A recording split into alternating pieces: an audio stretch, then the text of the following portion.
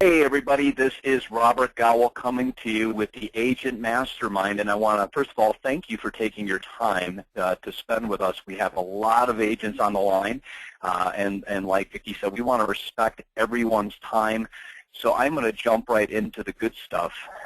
I've been in the business 16 years, in the real estate business, and I've been told that you have to list to last, or listings are the name of the game. And I have to agree.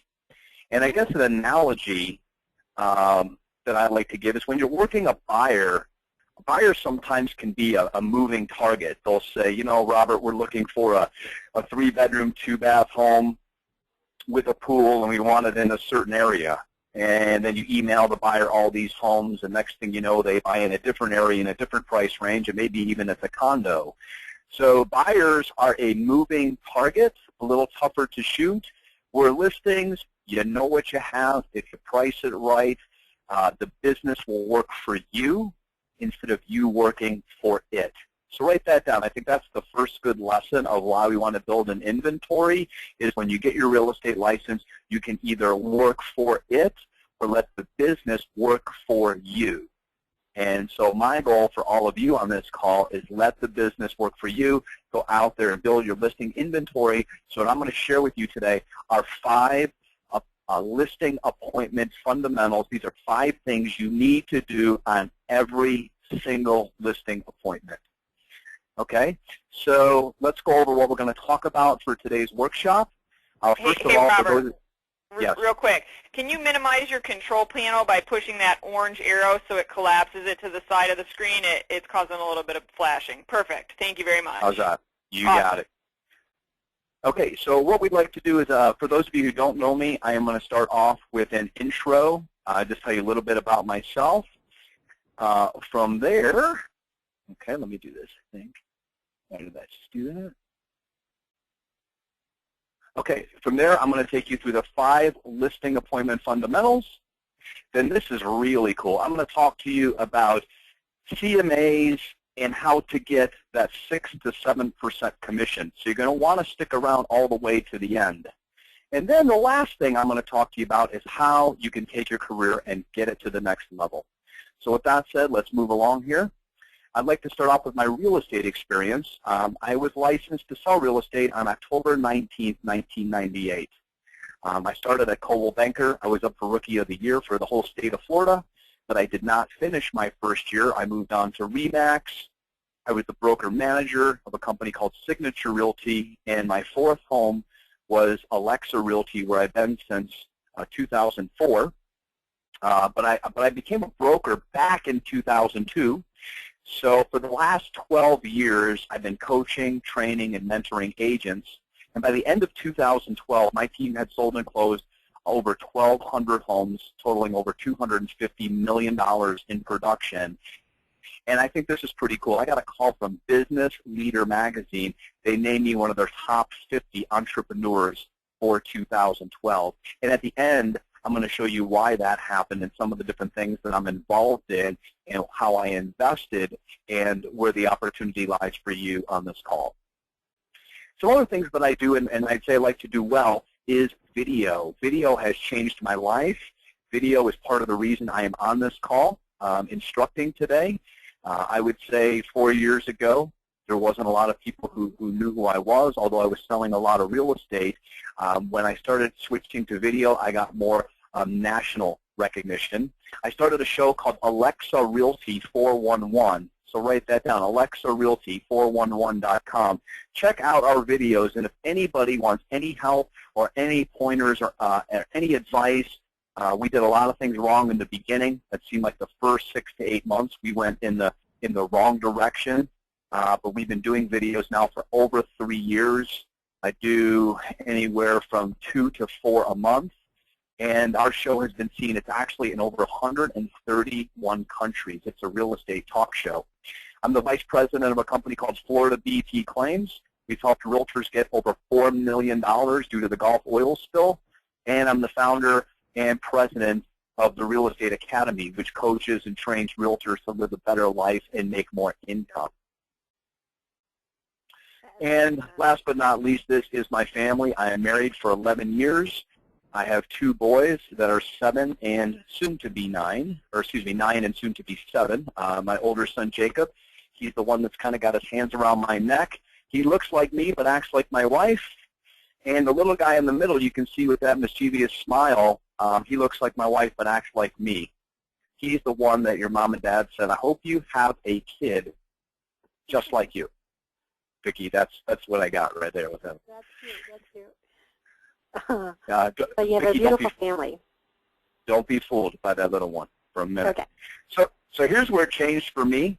I had an aha moment in 2010, and it was when I saw an interview with Steve Jobs. And Steve said something that was really profound. He knew he was dying of cancer, and the gentleman giving the interview said, Steve, if you could pass along just one bit of information to somebody watching this program or this interview, what would it be? And Steve said, well, you know, you got to do what you love to do, because the only way to do truly great work is to love what you do. So for me, I started wondering, what's my passion? What's my purpose? And really, that is your purpose if you're on this call. Your purpose in life is to follow your passions, because here's how it works. If you find your passion, you will end up doing what you love. And if you do what you love, you will do great work. And if you do great work, you get paid well. And I think that's a little bit of a problem with the profession we have. There's a lot of people, they get into real estate and they just want to be paid well. And they don't really focus on doing great work. And so really this formula works best, and in my opinion, it's the only way it works from the top down. Do what you love, therefore you will always do great work. And if you do great work, the money just seems to follow. That is so true. Yeah, that really cuts home right there. So. Well, you know, and I remember we follow Scott that and I, too. Scott, we follow that here in Scott's office. So we make sure that everything that we put out there, we love to do it, and it shows, and we do great work. So that gives us our passion. That's the reason why we wake up every day. And that's really true. I mean, you should ask yourself, why do we put our feet on the floor every day when we get up out of bed? Mm-hmm. What excites us? I mean, if we're not excited, if we're dragging, our heels to get in the shower and we just don't feel like going to work, there's something wrong. And one of my passions, and this is going to translate into today's class, it's coaching baseball. I coached 2 baseball teams this spring. And one thing I always try to do, whether I'm coaching or teaching, is I like to seek out people that have more knowledge than I do. So as a Little League coach, my team came in 4th in the district. Out of over 32 teams, we made the Final 4. Very exciting. And but what I try to do is I always try to learn. So here the Tampa Bay Rays had what they called the Rays Initiative, where you got to go work with the Rays coaches for the day, and you maybe can see me with the red baseball hat on. But any chance I get to learn from somebody who's better than I am, I want to be there and I want to learn, and then we just go back and apply it. So as a baseball coach, there are basic skills, and here's where I'm going to relate this in a minute to real estate. If you brought me your son or your daughter and you said, make them into a great little leaguer, what we're going to do is we're going to break baseball down into just 5 categories: hitting, fielding, throwing, base running, and catching. And we're going to do this over and over and over and even over again. So when you think about real estate has 5 core fundamentals when you go on a listing appointment. So if you have a pen and a piece of paper, we're going to break down now, the 5 core fundamentals that you should use every single time when you go on a listing appointment. Okay, number 1, it's called rapport. And I want you to look at all the words on this screen. Rapport to me is finding a connection. If there is no connection with you and that seller, if you just have not connected, odds are you're not going to get that listing. getting that listing sometimes, it reminds me of dating. You know, if you're single and you're out and you meet somebody, the first thing you have to have before it goes any further is there has to be some type of a connection. And if there is no connection, it doesn't go any further.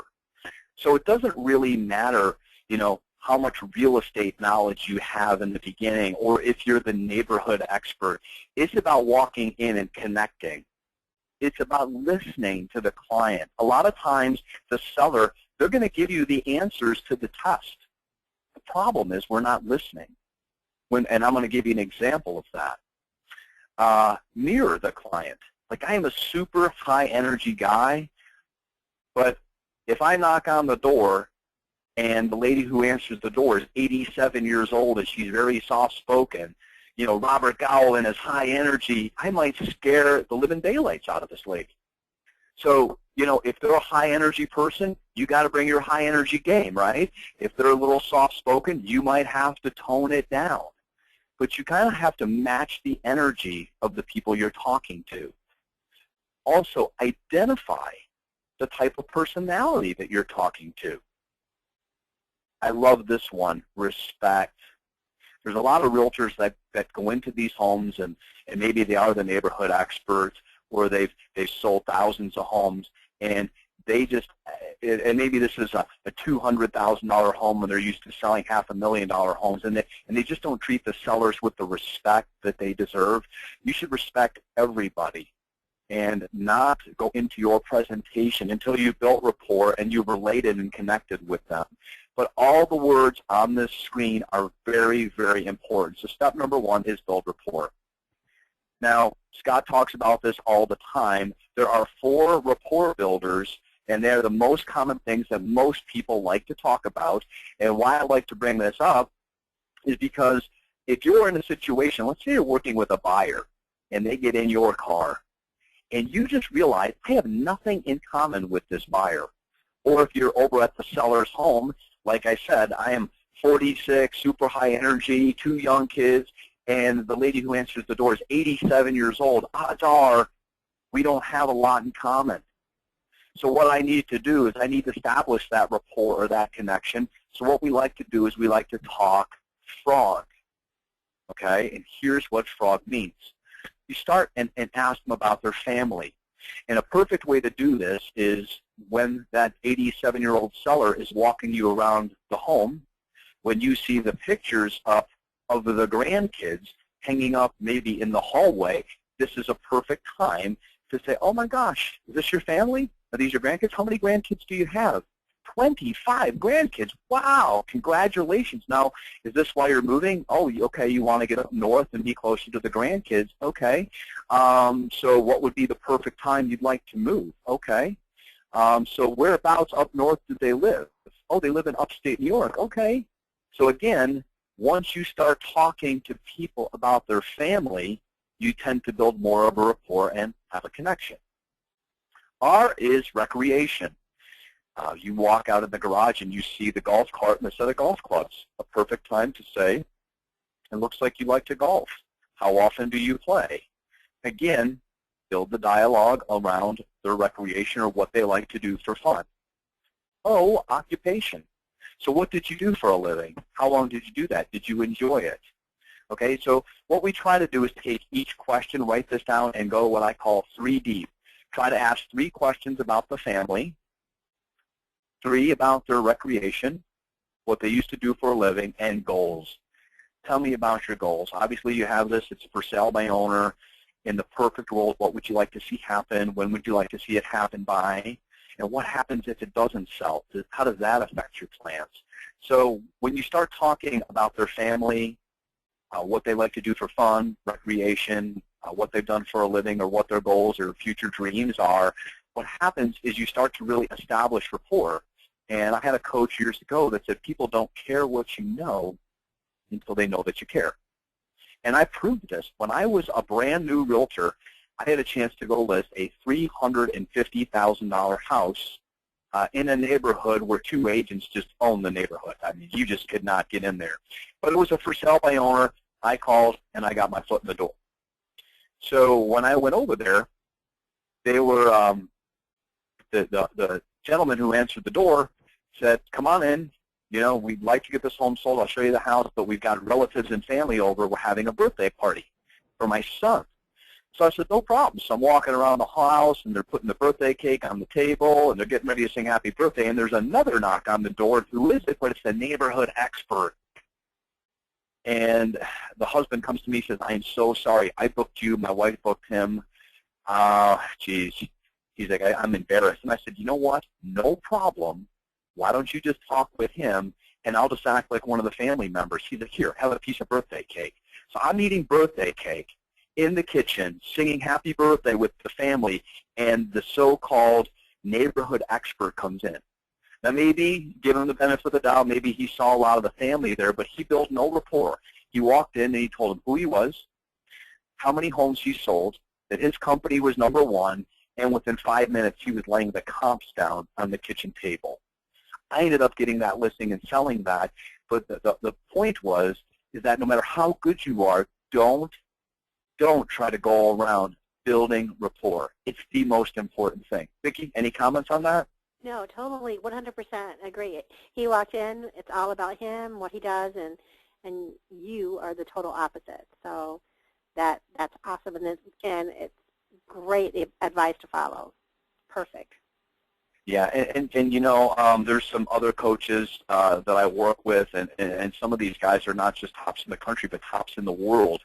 And that's a story that they even tell when we go on our Google Hangouts and do our mastermind training, is that even after selling, you know, and making $8 million in commission, they still lose out from time to time because sometimes they still struggle. I'm so busy, I've got so much going on, and they'll even tell you the first thing is, no matter how good you are, it all starts with rapport. Period. Period. Yep.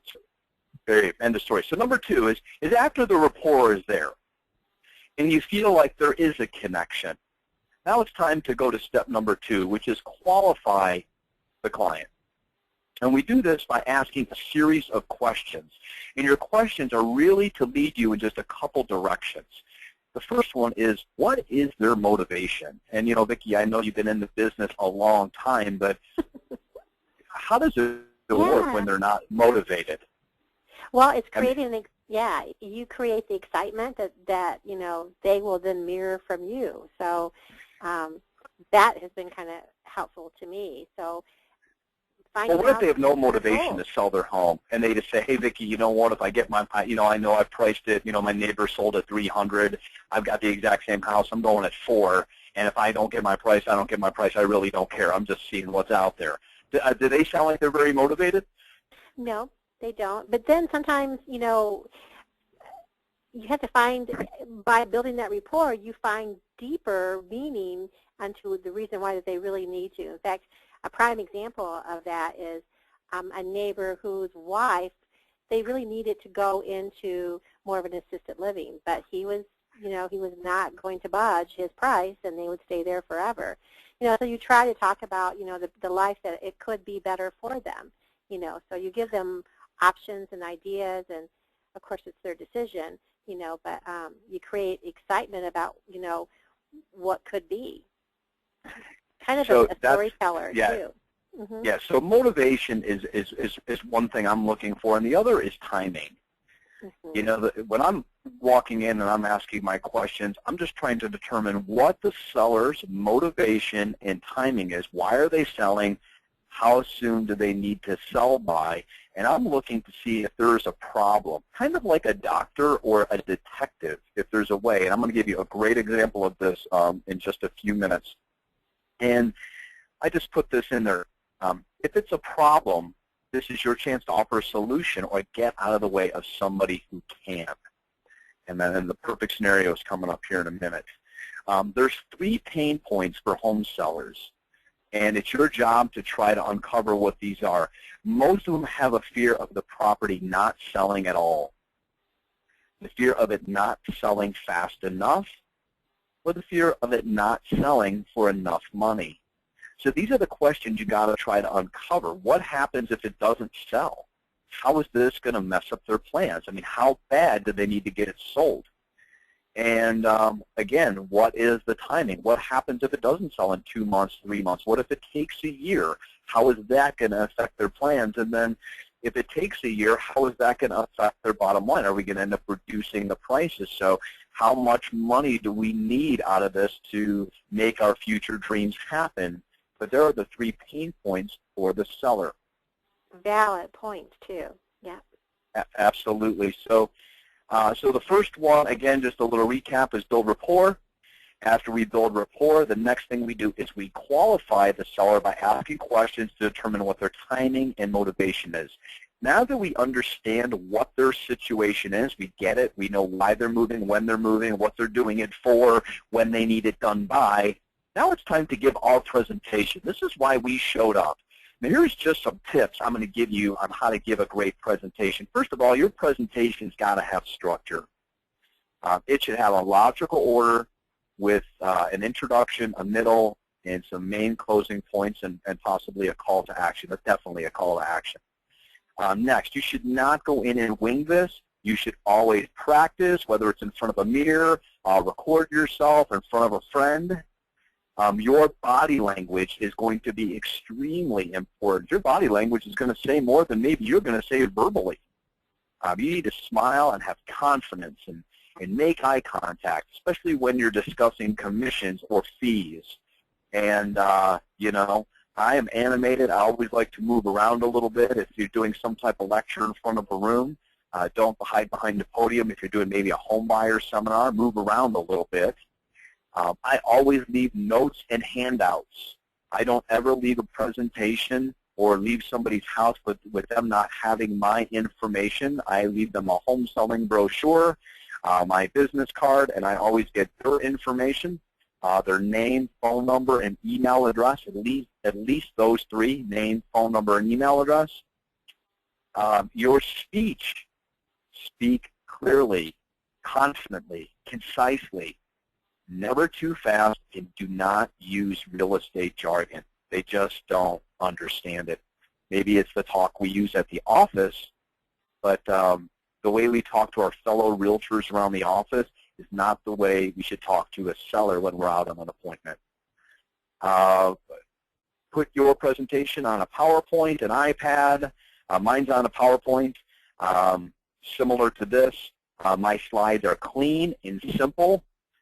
We have diagrams, charts. Interaction is huge.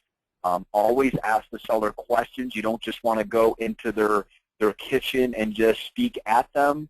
You want to ask them, you know, what they understand about the market, you know, again, what they know about it, how quickly do they think homes are selling in their neighborhood, where do they come up with the price. Get them involved, right?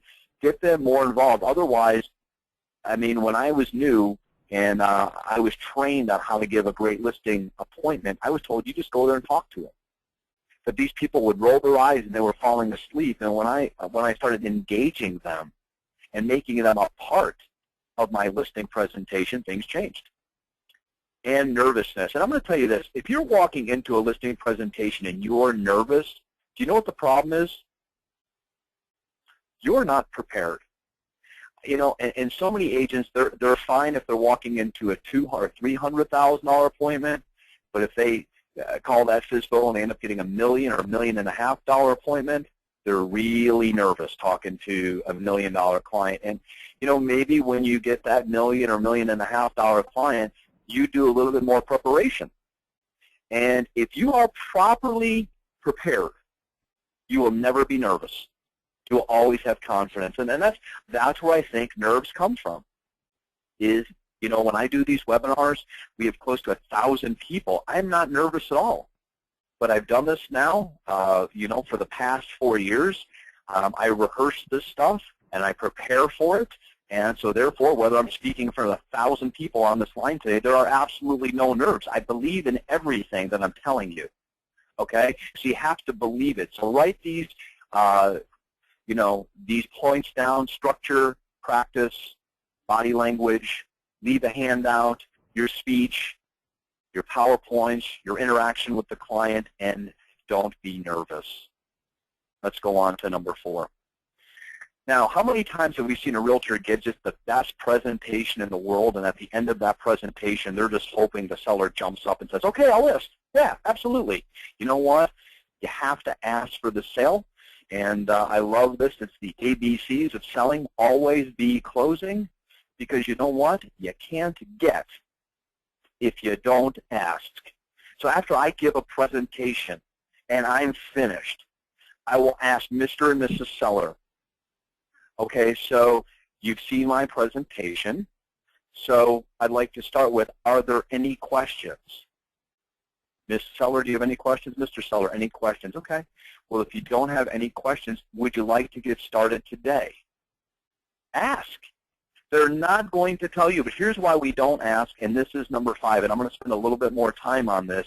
It's people don't ask because they don't want to hear what the answer is going to be. And I'm going to tell you, most of the time you ask a seller to list with you, I mean, almost 8 out of 10, they're going to say no. Especially if you're doing a for sale by owners or expireds. It's not because you've done a bad job presenting. It's just because they need to think about it. They might have other realtors they're interviewing. They might have to talk it over with another family member. So, you know, you have to go through a series of no's before you get a yes. And I'm going to give you a few tips on how to handle objections, and then I'm going to give you a scenario that one of my coaching students have. And Vicki, I want you to be a part of this, and I'm going to show you how the correct way to handle this was. But when you ask a seller, are you ready to get started today, almost expect that you're going to hear no. This way, when you get a no, it's not that big of a deal because you were expecting it. I think where we go wrong as realtors is we want to, yes, we want to convert so bad, so we'll give a great presentation, and they don't really say at the end of our presentation they want to list, and then we don't really ask for the business, and we end up walking out the door. Ask for it. Yeah, and feeling disappointed. Yep. Mm-hmm. Yep, ask for it, and just say, as soon as I ask for it, I know what the answer is going to be. I'm just prepared. The answer is going to, now if it's yes, we're good. You know, there's nothing else to talk about. Just shut up and sign the paperwork. But expect that the no is coming. And if you go in with that attitude and they say, well, you know, the presentation, I got to tell you, the presentation was outstanding. You are very, very good. But, you know, my dad's a realtor up in New York, and, you know, I've got to tell him about you, how impressed I was with you. We're interviewing 2 agents at the end of the week, and we said we're going to give it to the end of this month. And, you know, after that, we'll let you know. So here's what I want you to do. I want you to understand the situation. And you were talking about that, Vicki. It's always digging deep. Digging deep, right? And asking the right questions, and there it is. Dig deep. You've got to get down to the root. And this example, right after this slide, I'm going to give you this example. Search it, see if you can find a problem, and if so, expose that there may be a problem. And then you, as the expert, it's your job to offer a better solution. Okay? And if you're out there and you're on this webinar and you come across any objections you cannot handle, I want you to do me a favor, write them down. I'm going to give you my personal email address, my private. I do not give this out, but for anyone who works with Carl and Scotty and Vicki, I'm going to do that today. I'm going to give you my personal email address. I want to hear the objections you're getting that you can't handle, and together we will come up with answers. But I want to give you one prime example, Vicki, okay? So one of my students came across this, and he said to me, you're the coach, how would you handle it? He called on a for sale by owner that was $250,000. And the for sale by owner was pretty clear. They said, bring me a buyer, and we'll pay you a 3% commission. But we are 100% sure we're not listing. We sell all of our own homes, and we have money. We're, you know, we've got some money, and we don't need a realtor. And so if you're coming over here for a listing, you're wasting your time. And the student of mine says, well, I'm going to go. I said, you should go. Yep. So he goes over there, and here's the situation. They have 2 homes in the same neighborhood. They live in this one home that's $250,000, and they just bought a home that was like $350 or $400, just like 2 streets over. Number one, they liked the neighborhood. That's why they stayed in the neighborhood. But they needed a bigger house because the mother-in-law became disabled and she was moving in with them and they were going to take care of her. So they told this client of mine that I coach that, again, we told you on the phone, if you're here looking for a listing, you're wasting your time. The most we're going to pay on this $250,000 house is a 3% commission. And between my money, my husband's money, and my disabled mother-in-law's money, I don't care if it takes me a year or two to sell this by owner. I just refuse to pay a realtor. So this coaching client of mine comes back and he goes, man, how would you handle that? I mean, Vicki, where do you go with that?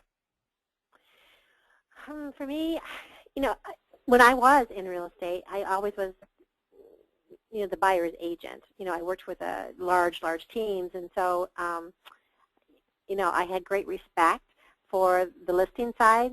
My specialty was on the buyer side, but, you know, I would want to develop the relationship. You know, I would want to be the resource that they come to week 1, week 2, week 3, week 4. You know, I would want to be the consultant in their business and find the solution for them. So what could I do to have them get to know me, and then they get to like me, and they start to trust and see that I'm, you know, I'm trying to help them. So I loved when you said the consultant and the solution, because that's what people are looking for. They don't want listing agents, but what they're looking for are consultants who have solutions. So look what I have up on the board. Understand the situation, ask the right questions, dig deep, see if you can find any pain, and if you can find pain, you need to offer a better solution. So here's what I said. I said, okay, so she said she's going to pay a 3% commission. She's just not willing to pay 6%. So on a $250,000 house, what's the discrepancy? $7,500, right? Right. Because she's sold on 3. She's just not sold on 6.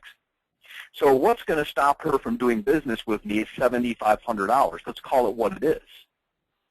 Now here's the issue I see. Now I understand that you do not need the money, and I understand you have money, your husband has money, and your mother-in-law has money, and if it takes you 2 years, you're not going to list with an agent. But here's one thing I want to make you aware of. You're about to move into this $350,000, $400,000 house. What happens to this one for $250,000? It sits vacant. If it's not paid off, how much is the mortgage payment? The taxes, the insurance, the electric bill, the landscaper.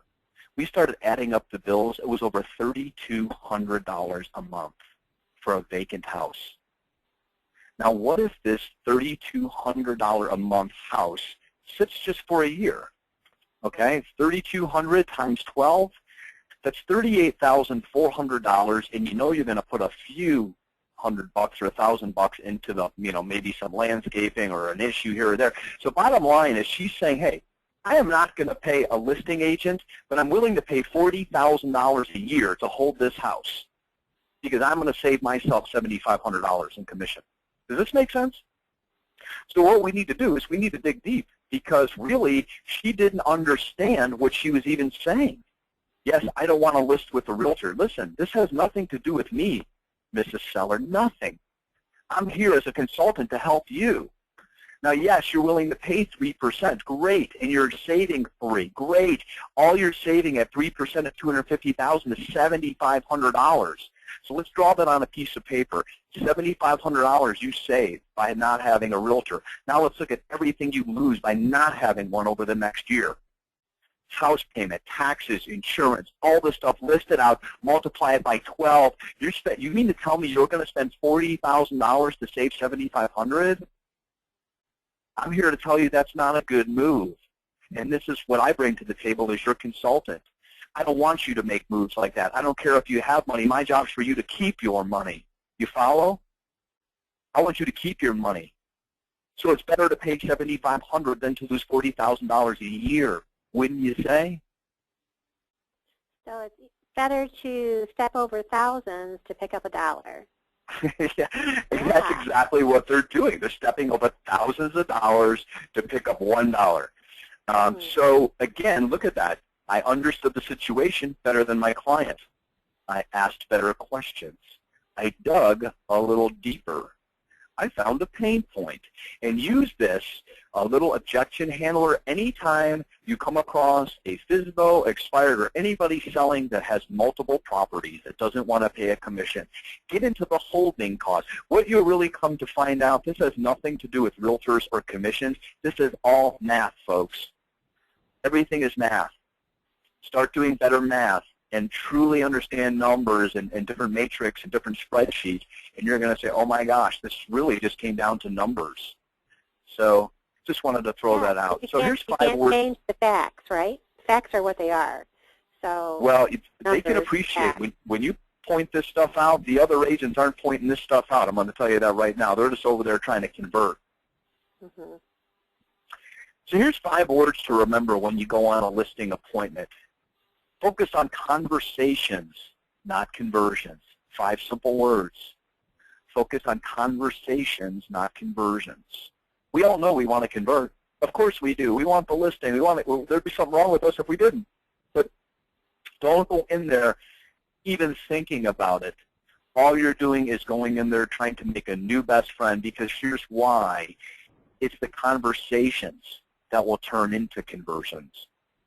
So your job as a real estate agent is to get in these doors and have meaningful conversations and try to turn your conversations into conversions.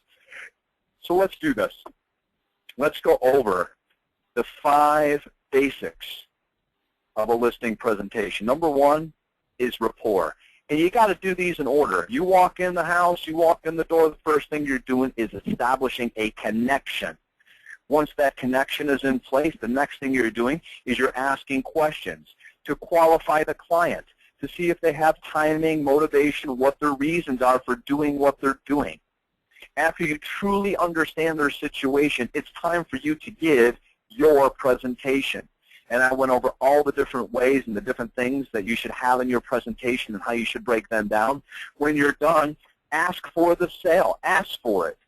And expect the no is coming. And if you're expecting the no, you're going to be fine.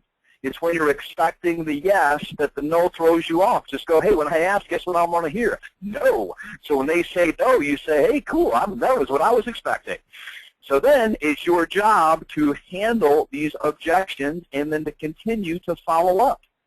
Here's a study on follow-up. Write these stats down.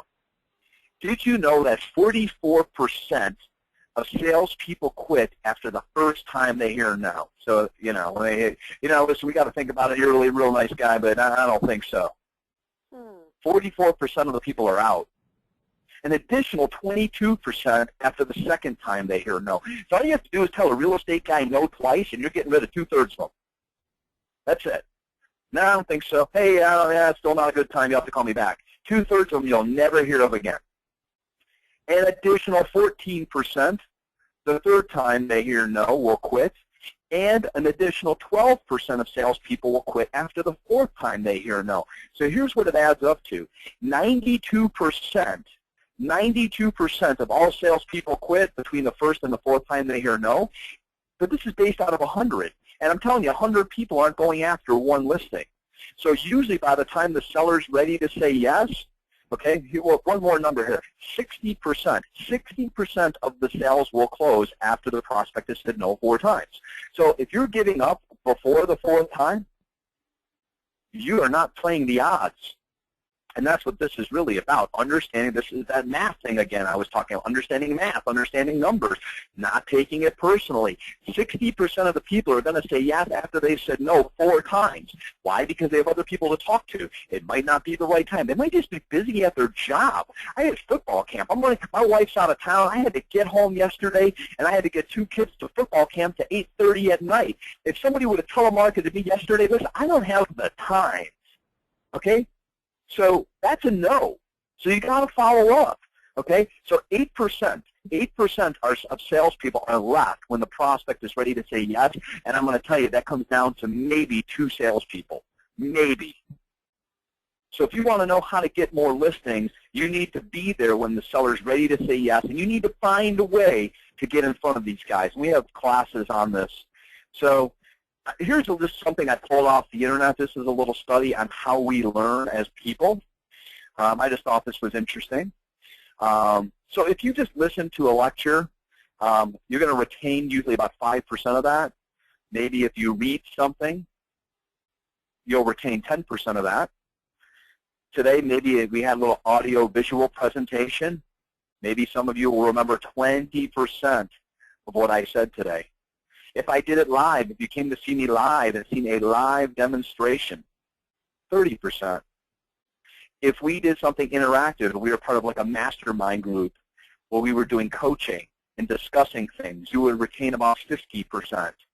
But if you get out there and start doing what you're being told to do, you're going to retain and learn 75%.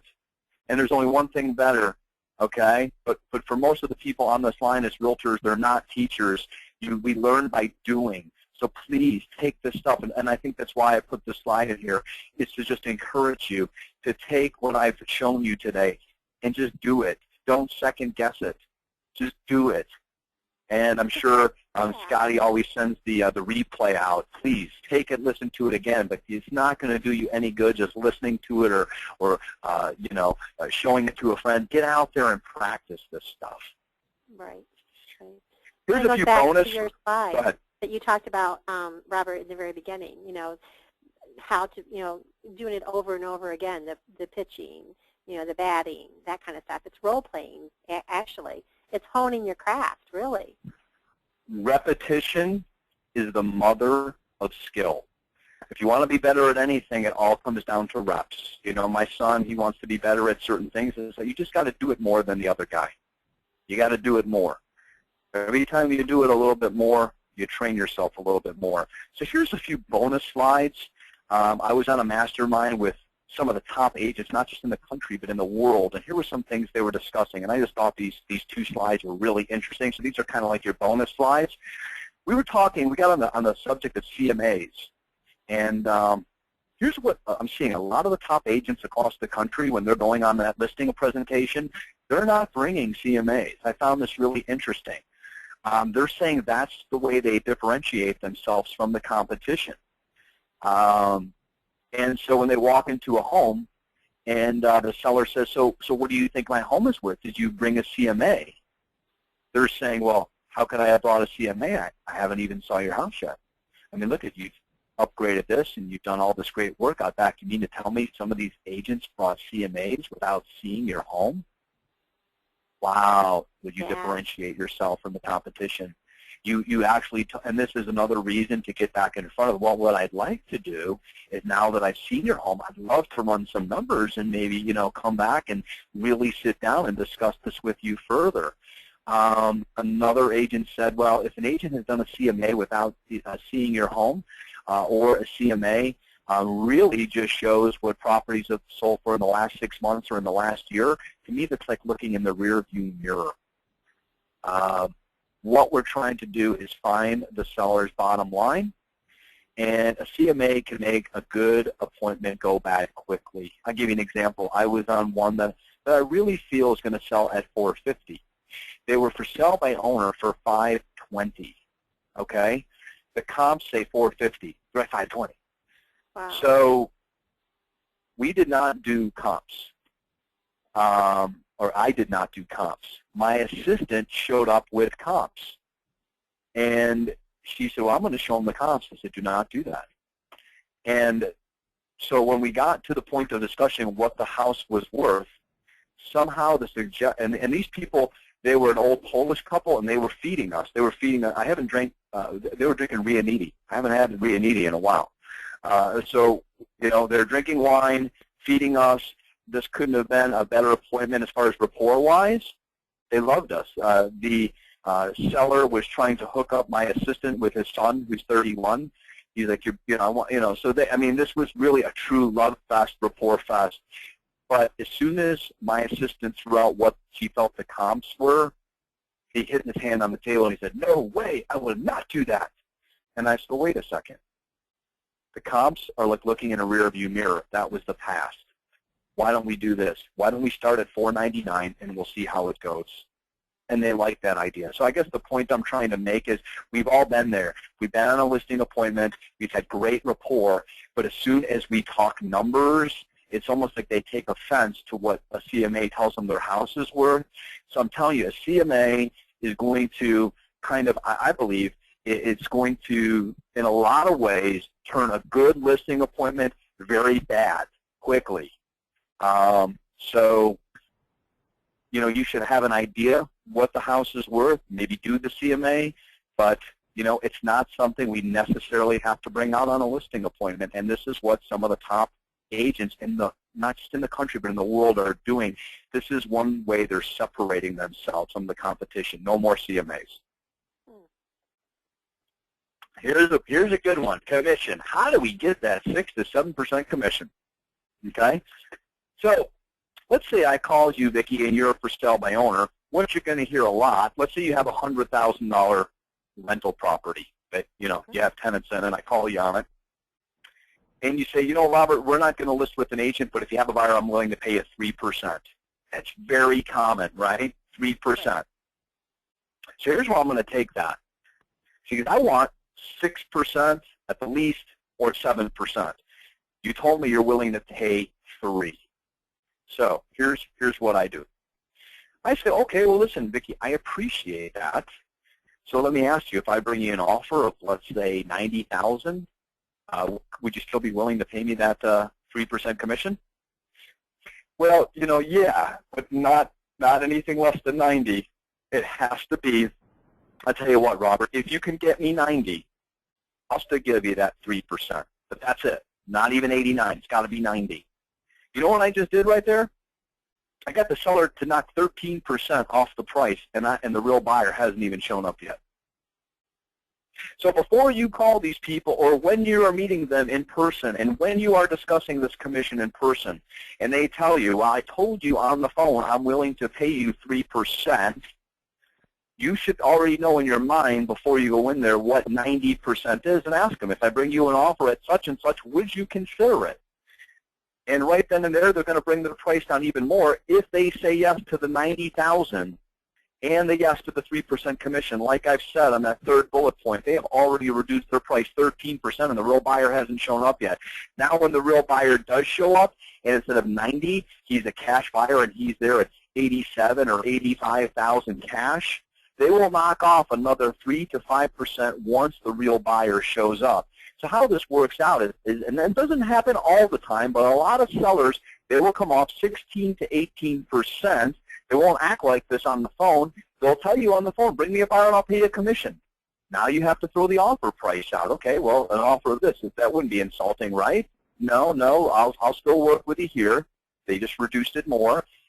Now, again, when the real buyer shows up, and that's in the ink, on the paper, and it's signed, they're going to come down even more. So you got 3 chances to get that seller down. One is, again, in the beginning, they're going to pay that 3%. Then you got to throw the offer out. If the offer is this, would you still consider it? And then, again, understand when the real buyer shows up, they're going to come down again. So if they will come 16 to 18% off their price, believe me, there's plenty of room for your 6 to 7% commission in there. Does that make sense? Makes perfect sense, yeah. Okay, so we're getting down to the last few slides. So here's what I want to talk about. We have about 10 minutes left, and I want to talk about how to take your career to another level. If you haven't read this book, it's a great book. It's by a man by the name of Daniel Coyle, and it's called The Talent Code. And what Daniel Coyle did is he not just searched the country, but he searched the world for all the hotbeds of the greatest talent known to man. He went to a little Russian tennis camp in Siberia. He wanted to find out how this little small Russian tennis camp could produce more top 20 players than all of the whole United States combined. He went to a little music coach in Dallas, Texas, who produced like Britney Spears and Ashley Simpson, Jessica Simpson, Ryan Cabrera. He wanted to see what all these hotbeds, he called them hotbeds of talent. He went to these football camps where they produced some of the greatest football legends of all time. And here's what he calls his 3 secrets to greatness. You want to see what the 3 secrets to greatness are? Yeah, I do. Here's what he put in there. 3 key ingredients to greatness. Number 1 is motivation. There's no way I can help any of you get any better if you're not motivated. You have to want it, and you have to be motivated. So they realized that the people who were really succeeding to the highest levels were the most motivated. From there, the next thing they did was they sought out a great coach. And the coach made them practice. Even though they didn't want to, they were forced to practice. And it's a combination of motivation, coaching, and hard practice, which were the three key ingredients in this book, The Talent Code. And what I was just saying to you, repetition is the mother of skill. So I'm going to put my site up here. If any of you want to look up our real estate consulting and coaching business, it is therealestateacademy.com. And when you pull up the site, this is what it's going to look like. And do us a favor, like us on Facebook. We're at the Real Estate Academy on Facebook, and it ends in an I, A-C-A-D-E-M-I. Okay? So for all the people on the call today, I told Scott and Carl I was going to do this, and this is just for certain people. This is not for everybody. This is for people who want to take their career to the next level. Here's 3 things that we do, and I'm going to call them our 3 special offers. Okay? We offer 3 different coaching packages, so let me go through them. The first one is called our Bronze Package. And what we do is you work with me, not one of my coaches. I will coach you. We will do 2 30-minute calls just with you, not thousands of people like on the line today. 2 30-minute calls every single month. Normally we charge $400, but when we sign a 6-month commitment, we drop it down to $297. Here's what it adds up to, Vicki. 6 months at $297, this is what you pay over 6 months, $1,782. That's the equivalent of selling a $60,000 home to break even. So we work together twice a month on the phone, one-on-one. I'm hearing what your problems are, what your situation is. I'm offering suggestions. I'm showing you my strategies. And if I can help you sell one $60,000 home, just one, in 6 months, you break even. If I can help you sell a $200,000 home, you're going to make 6. The cost of the coaching is $1,782. Let's say I can help you sell 3 homes over a 6-month period, just 3, valued at $200,000 each. You would make $18,000 more than you would have made before. So that is our Bronze Package. Well, next is for the people who want. Go ahead. I certainly wouldn't want to come up in competition against you on a listing presentation. That's for sure. Well, I'm going to show you. I've got a guy that I'm coaching right now. He got 20 listing appointments in the last 2 weeks, and that's worth the $297. He's only at $297 a month. So think about that. In 6 months, he's going to pay me $1,782. He got 20 listing appointments in the last 2 weeks. He's going to pay for me within the first month and the last 5 months, and he can keep this knowledge for the rest of his life. Mm-hmm. Here's our solar package. These are for people who want to talk every single week and be held accountable. We talk every single week or 4 times a month. We put you in on the calendar, and I'll talk to you. We do it 30 minutes. I call you every week, and I want to know what you're doing, and I'm keeping you on track. It's normally $800, but when we do 6 months, we knock the price down heavily. And again, we think about the cost. It's not expensive. It's all about an investment. 6 months. 6 months. And it's less than $3,000. So if I can help you, Vicki, if you and I work together every single week, just like we did now, one-on-one, just Robbie and Vicki, you'd have to sell $100,000 home to break even. That's it, just one. And if I can get you 10 listing appointments a week, like my buddy Chip's doing, I'm going to show you that in a minute. Okay, here's the breakdown. If you can sell 1, you break even. 2 at 200, this is what you make. And if I can help you sell 4, I mean, it's endless what you can make with this, and it's proven, and it's working. Okay, well, 1 more, and then I'm going to show you what investing did for me. We're down to maybe the last 4 or 5 slides, and I really appreciate everyone hanging in there. So we had the bronze and the silver. Now, if you have a team, let's say you're a broker and you're on this call, or if you're a team and you work with a team of 3 or a team of 5, we have our team package. Okay, we talk every week for an hour, and I want to talk to your team members. Normally $1,600, but with a 6-month commitment, you can divide this up by your team members. I mean, save the money, okay? And over 6 months, it's going to cost you $59.82. And like I said, split it with a team member. And it's if you have, let's say you have 3 team members, and we're all talking every single week. You don't have to sell one $200,000 home between your whole team. That's crazy. If everybody on your team sold one, you would be more than profitable. And if I could help you sell like 5, you would absolutely kill it. So I want to talk about this. Like I said, we got a few slides left. Now, somebody might be here on this webinar going, you know, I didn't come on this webinar to spend this kind of money. So I'm going to show you what investing has done for my life. This is an absolute fact. Years ago, we had the BP oil spill. The oil rig blew up in the Gulf of Mexico. And a buddy of mine, I was helping people do their claims for free. And a buddy of mine said to me, why don't we start a company? Now, here I've got the successful real estate and coaching business. And my buddy said, let's go start a company and help people with their claims. I need $20,000.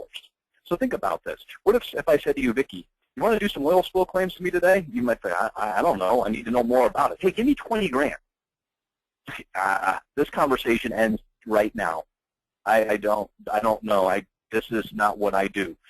This is part of the reason Business Leader Magazine voted me one of their top 50 entrepreneurs, because it's not about what you invest, it's about what the return is. Here's what we did. We went around and took this 20 grand and started doing seminars all across the Gulf region. Here's what we made in 1 year, $680,000 from 20. Then we still have 142 claims in that are being processed, and if I get paid on half of those, it's another $781,000. So this is not a joke, Vicki. Something I invested $20,000 in, I'm going to make over $1 million. And you can look it up. It's flbpclaims.com. So here's what I did. When I took that money, okay, so I made this nice chunk of money from the BP company. Here's what I did. I invested in an insurance company because I'm all about investing. And there's people on this call, and that might be what is stopping you. You're not investing in yourself or anything. I invested in a privately held insurance company. I told my whole family about it. Some of my family invested. Some of them thought I had lost my mind. But I will invest. I invested $112,500 2 years ago. It went public on May 23rd. I'm going to show you when my buddy rang the bell at the New York Stock Exchange. Here's what it turned into the day it went public. And as of yesterday, 6/9, I looked at my stock, $439,000 yesterday. But if I'd ask anybody on this call, hey, do you have $112,000? You would think I had lost my mind. But I'm going to show you how and what my method is and what my thinking is. And when it reaches $16 a share, I'm going to break $500,000. So next year in my investments, this isn't selling a house. This is no coaching. Next year, I will break over 7 figures without even selling a house or not even coaching one student. I'll break over 7 figures next year. Just investments. Okay? So here it is. This is the company that I was telling you about on Friday, May 23rd. They went and rang the bell at the New York Stock Exchange. Again, investing. Last slide, and then we'll take any questions. Now, you've seen some business investments I did, and I'm not trying to impress anybody on this call. I'm trying to impress upon you. Again, I'm not trying to impress you. I'm trying to impress upon you. This is what I did with my business. Let me tell you what I did with my own personal health. Here was me, Vicki, on the beach, 43 years old. My wife showed me this picture. I was on a cruise. She's like, really? So here's how I do all my investments. I'm going to give you the key to it. So I went and I said, you know, it's time for me to hire a trainer, just like it was time for me to invest in BP. Okay, so I went and hired a trainer. So here's how it works. If you don't believe what I'm telling you on the phone, please don't call me or email. It's not going to work. But the first thing is you have to believe you want better. So if you believe you could do better or want better or have better, it starts with belief. So I'm just looking at my physical appearance there. The first thing I believed at age 43 is I wanted to look better. I believed I could look better. The next thing I did is I went and invested. I hired a coach. I invested over $500 a month to get into better shape. And then I worked at it. And you know what? When you work at it, guess what? You struggle. And there were days I didn't feel like going to the gym, and there were days my trainer picked me up, and there were days he held me accountable, and my trainer, he was there, and he would not give up on me. And here's the result. You ready for the result? Ta-da-da. Did I lose you? Drum roll, please. There's the result. Hey. In 16 months. Wow. So the point is, again, I'm not trying to impress anyone, but here's what I've done, whether it's been with my personal real estate coaching, with my BP business, with my insurance business, real estate, whatever. It starts with belief, guys. if you believe in yourself, in your career, the next step is after belief, it's time to invest. I didn't want to pay a trainer $500 because you know what? I know how to work out. Just like some of you are like, I know how to sell real estate. But the question is, even though I knew how to work out, was I doing it and wasn't I pushing myself? And when I hired a trainer, he pushed me places I didn't want to go, but I went there.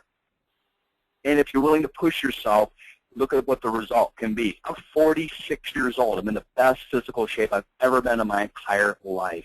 And again, I'm not trying to impress anybody. I'm just telling you guys, this is really working for me, and that's why I came on the call. Here's a testimonial I just received on 6/8. A guy by the name of Chip Deacon with Keller Williams. This is an email. He said, Robert, he's doing the $297 package. He said, I just want to thank you for the awesome coaching. Using your techniques, motivation, and confidence, we've been calling FSBOs for the past 2 weeks. I've scheduled over 10 appointments each week, so 20 appointments. They're now in my follow-up program, and I have a few listings waiting to happen. In fact, one listing scheduled for this week. So right then and there, in just 2 weeks, it's about the investment's going to pay for itself in 2 weeks. So I guess how I'm going to close this out is I don't want you to think about the investment. Think about the return. It's all about, I put $20,000 into a BP company. It's going to turn into $1 million. I put another 112 into another company. That's going to be a half. So what are you willing to, do you believe, and are you willing to invest? With that said, I have a 1-800 number. If any of you like to call, leave a message in our general mailbox. I'm giving my own private, this is my own private email. Please, if you're interested in coaching, just say, hey, I'm interested in what you talked about. I'm willing to give a free 30-minute consultation, free 30-minute consultation. It's not for everyone. And with that said, Vicki, I'll turn it over to you if anyone has any questions. Well, good. Yeah, thank you so much. I learned quite a bit, even though that was not part of what I did back when I was in real estate. But I learned. So thank you for the class today. That was awesome.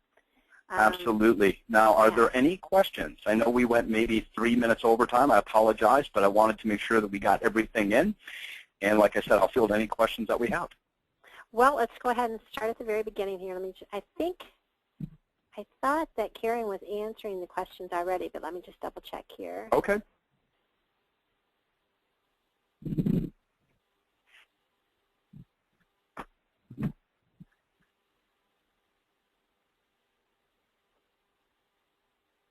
Can you confirm how about your YouTube channel, Robert, that they can follow some of your videos?